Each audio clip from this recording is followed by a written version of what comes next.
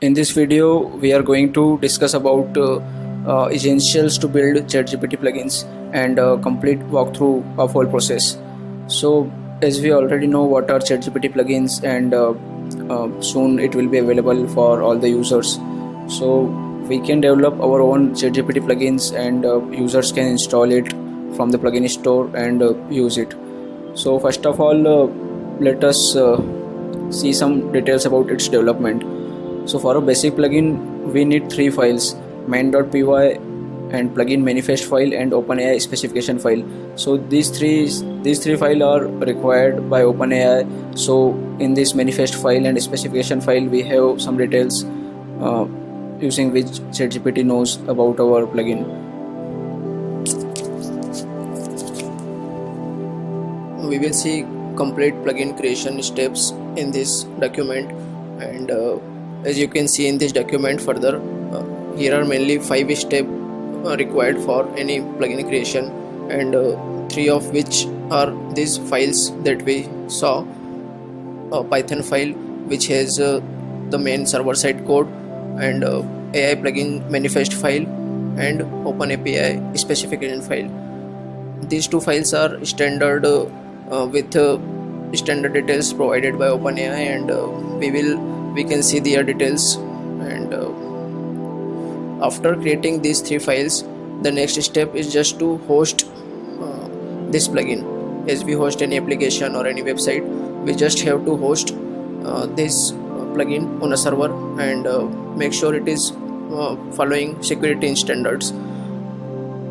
And last step would be just to publish. As we do with any website or application, we have to publish this plugin on ChatGPT interface, and while means we also need to provide information: a plugin name, logo, URL, etc.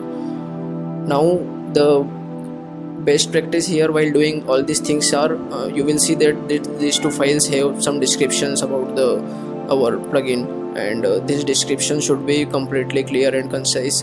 I have mentioned about it in one another video also, and it should be in natural language with proper instruction, and we should focus on functionality.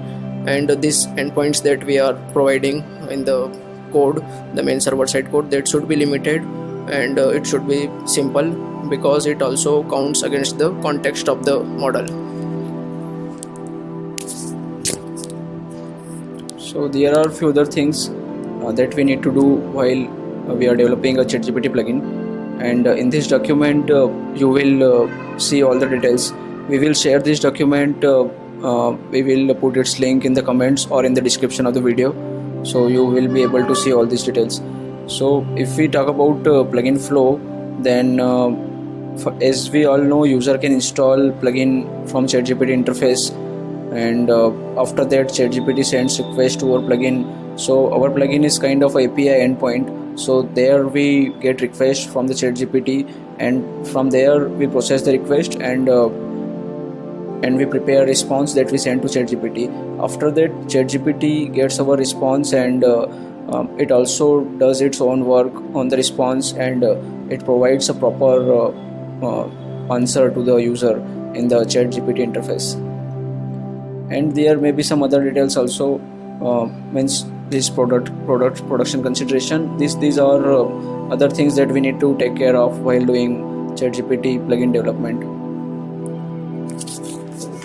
These are the production consideration, means as we saw in all the details, that first what things are required to create, and best practices, and then how does user use it, and then after the plugin is in production, it is published, then what things are you need to take care of. So rate limits that they have mentioned, that the ChatGPT is used at high level, and there are various users, so you can expect many number of users, and you need to have domain verification and security, and the security means domain and server, all those should be in HTTPS also.